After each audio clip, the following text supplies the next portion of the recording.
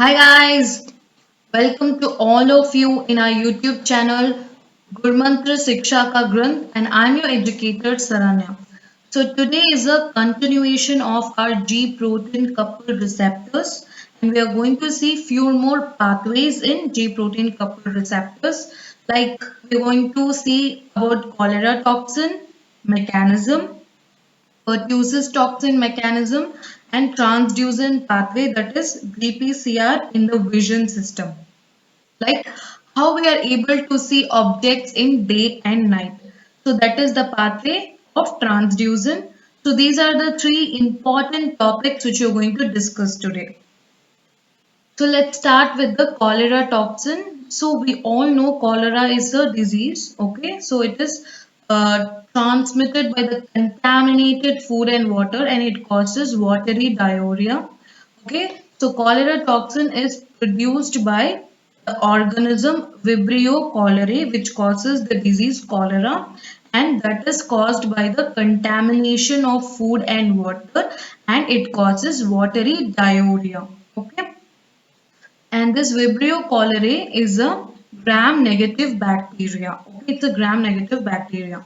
So this cholera will produce a toxin called as cholera toxin, or we can denote it as CTX or cholera gen. Okay, and it is a enterotoxin. Enterotoxin means it will cause defect in our enteric tract, that is our intestinal region. Okay, so it produces enterotoxin, and this toxin is made up of two things. One is A subunit and B subunit. Okay, A subunit has two regions. One is A1 and A2, and the B subunit has five regions, like five B subunits. All of the B subunit are same.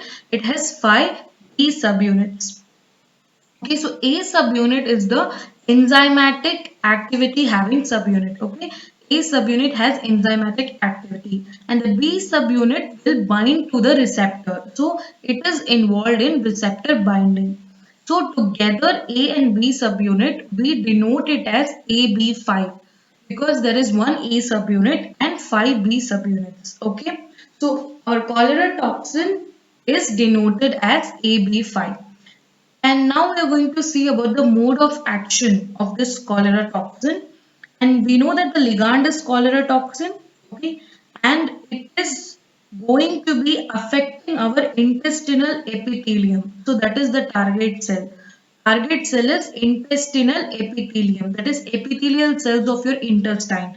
And the receptor on which your cholera toxin will bind specifically is called as ganglioside receptor or GM receptor. Okay, so the receptor is ganglioside or GM receptor, which is present in the intestinal epithelium, on top of which your cholera toxin will come and bind. Okay, so let's understand a term ADP ribosylation, because this will be coming in the pathway. Okay, so ADP ribosylation means addition of ADP ribose to a protein. Okay, so to a protein, a molecule of ADP ribose is added. So this is all ADP ribosylation means. And this is a post-translational modification which happens in a protein, that to a reversible post-translational modification. And this is involved in DNA repair, gene regulation and apoptosis. Okay.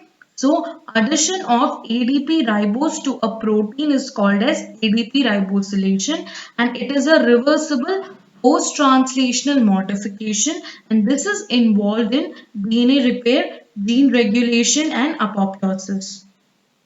So this is the ADP and ribose molecule.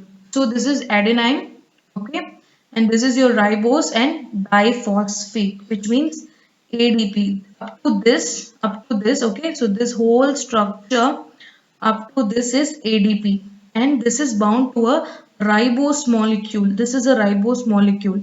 So ADP, this is ADP, okay. This is ADP plus this ribose molecule is ADP ribose, and this molecule will be added to a protein in the post-translational modification.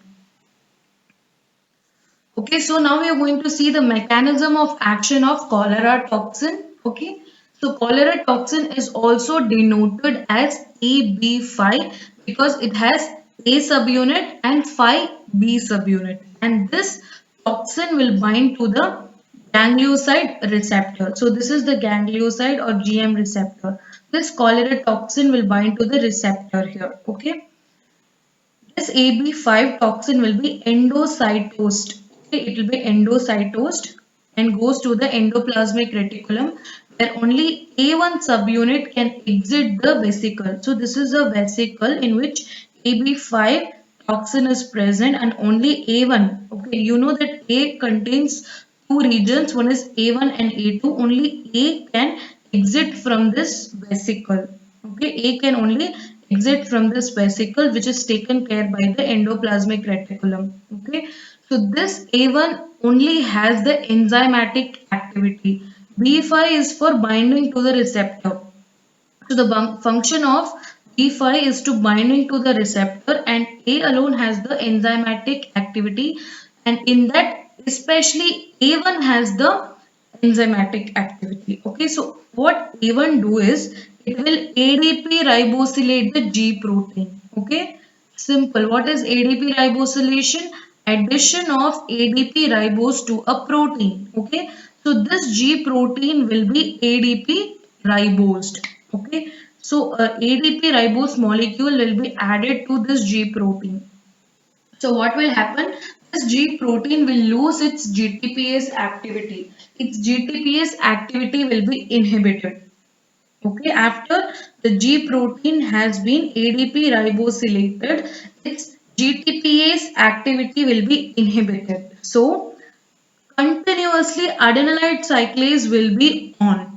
Okay, continuously adenylate cyclase will be active and this will be keeping on producing the cyclic AMP and protein kinase A will be active. So this protein kinase A will activate a protein CFTR, cystic fibrosis transmembrane regulatory receptor. Okay, so this will be active. Okay, and this causes the loss of chlorine, water, potassium, and bicarbonate ion from the body, and this will lead to watery diarrhea. So this is the mechanism by which cholera toxin affects the human and causes the watery diarrhea. You can see AB5 is the toxin, B5 is the receptor binding subunit, and A is for the ADP ribosylation of G protein, and that will cause GTPase activity to be inhibited and adenylate cyclase will be continuously produced. So cyclic AMP levels will be high, protein kinase A will be activated, and this will phosphorylate the CFTR, and there will be loss of chloride ion, water, potassium and bicarbonate, and this will lead to watery diarrhea. Okay, so I hope the concept and the mechanism of cholera toxin is clear to you guys. This is important because they will definitely ask you questions from these areas like cholera toxin, which is binding to the G protein coupled receptor, right? It is binding to the G protein coupled receptor. So when they ask you question from G protein coupled receptor, they might ask you about cholera toxin, like what is the mechanism, how does it work, and which subunit is involved in the ADP ribosylation, and what is the effect of ADP ribosylation on the G protein. So all of this will be as test questions. So you have to know the pathway. So I hope you guys are having your notebooks and pen with you and noting down this pathway. To make it simplified version, I have bought the pathway handwritten for you. Note it down so that when you revise, it will be very easy for you. Okay, so next toxin we are going to talk about is pertussis toxin. Okay, so pertussis toxin is, okay, so it is produced by Bordetella pertussis. Pertussis toxin is produced by Bordetella pertussis, and this causes whooping cough. Okay, so this is causing whooping cough, and in this mechanism, G alpha inhibitory. Okay, so G alpha inhibitory is involved. So this results in the increase of the cyclic AMP level, okay, and there will be loss of fluids and electrolytes in both the pathways. In cholera toxin and pertussis toxin, there will be increase in cyclic AMP and loss of fluids and electrolytes from the body. Okay, so we are going to learn pertussis toxin in two ways, like when the pertussis toxin is present and when there is no pertussis toxin. Okay, so in this, the G protein involved is G alpha inhibitory. GI protein is involved in pertussis toxin. So when I was teaching you guys about the different kinds of G protein, we studied about GS, GI, GQ and GT. In the pertussis toxin case, GI is involved. GI is the G protein involved here. Okay. So when there is no pertussis toxin, okay, so when there is no pertussis toxin, this GI alpha, okay, so this GI alpha will be inhibiting the adenylate cyclase and there will be no cyclic AMP produced. Okay, so this is what happens when there is no toxin present. Okay, so GI alpha will be inhibiting the adenylate cyclase, so there will be no cyclic AMP present and the cyclic AMP levels will be low. So this is the pathway when there is no pertussis toxin. Okay, but when pertussis toxin is present, okay, so the this is the toxin here, pertussis toxin that is binding to your receptor, G protein coupled receptor. This will cause an effect. So this will cause an effect, and what is the effect? This pertussis toxin is there, right? It will ADP ribosylate the GI alpha GDP. You have GI alpha GDP here.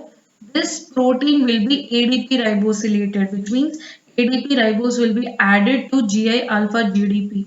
So this will be completely locked and it will be bound state and there will be like no function at all. So when GI alpha is locked or inhibited, it will not be able to inhibit the adenylate cyclase.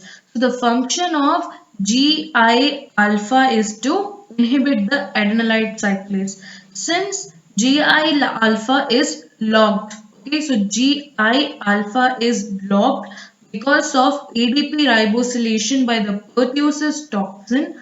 Our adenylate cyclase is active. Okay, so there is no inhibition to the adenylate cyclase. So it will be producing cyclic AMP and cyclic AMP concentration will be high and this will lead to the loss of fluid and electrolyte loss and mucus secretion will be there and finally with all of these symptoms comes the disease whooping cough. So you will be having whooping cough. Okay, so this is the mechanism of pertussis toxin. When there is no toxin present, the action of adenylate cyclase will be inhibited by GI alpha. Okay, but when the toxin is present, the GI alpha is inhibited. Okay, so the G protein is inhibited by the pertussis toxin, which will ADP ribosylate the GI alpha. So it will be completely locked. Our adenylate cyclase will be active, producing high levels of cyclic AMP, leading to fluid loss and electrolyte loss and mucus secretion and whooping cough. So this is the mechanism of action of the pertussis toxin. So next we are going to talk about the transducin pathway, that is the G protein coupled receptor in our vision, how they are involved in our vision. So that is the third pathway we are going to study today. Okay. So before going into the pathway, we need to know some of the basic things like some of the terms which we need to be familiar with in order to understand the pathway. Okay, so let's understand the terms first in GPCR vision. Okay, so basically there are two types of photoreceptors. Okay, photoreceptors are nothing but these are the receptors which can receive the photons, that means light.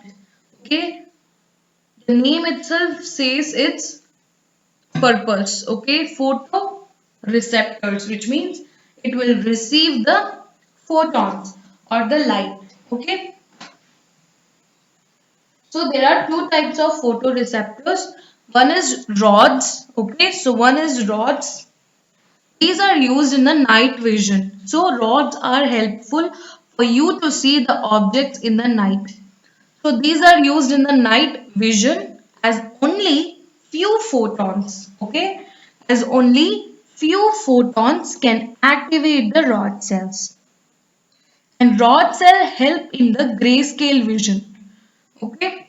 Not colorful vision but grayscale vision. Next is your cones. Okay, next we are going to talk about is cones. These are also a type of photoreceptor and this is very much useful in the daylight vision. Okay, so daylight vision means if you want to see an object in the day for which your cones will be helpful. They require more light to see the colors. So basically we have three types of cones. One is blue, green and red.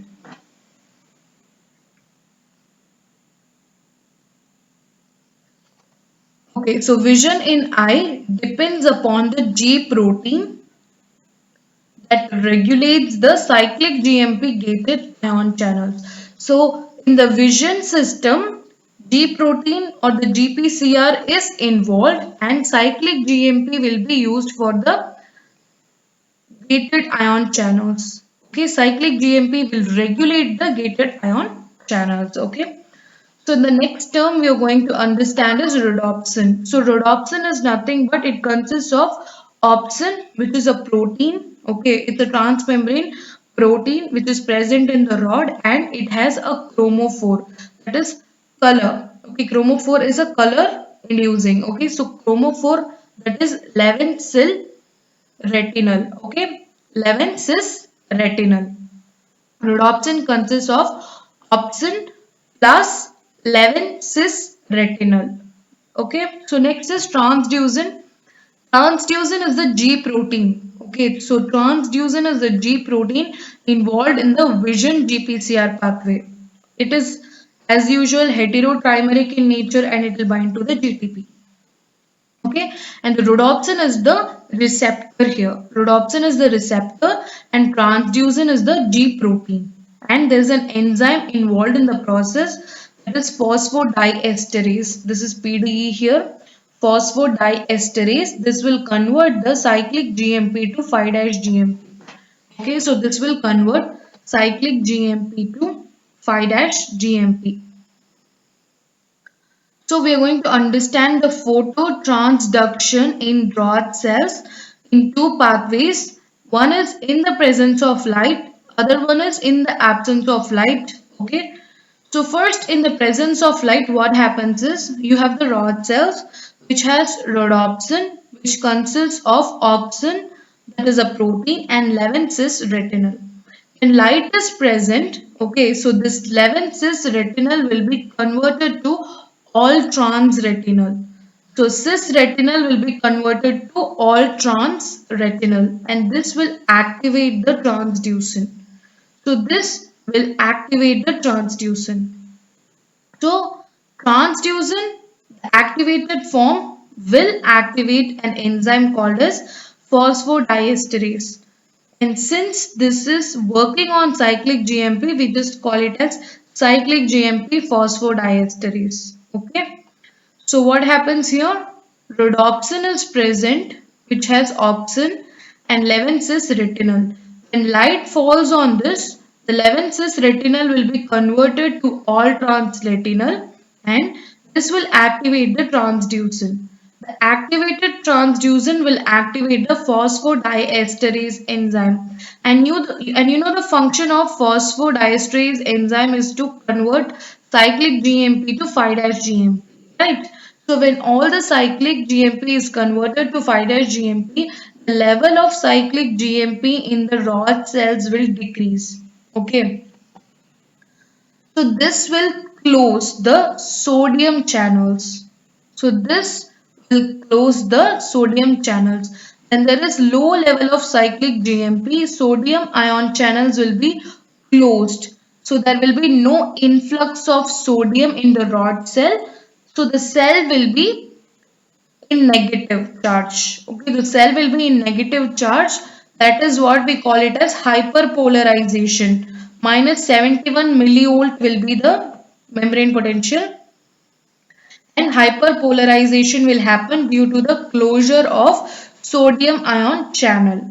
Since the sodium ion channel is closed and there is no influx of sodium which causes hyperpolarization, there will not be synaptic transmitter release. Okay, the neurotransmitters will not be released.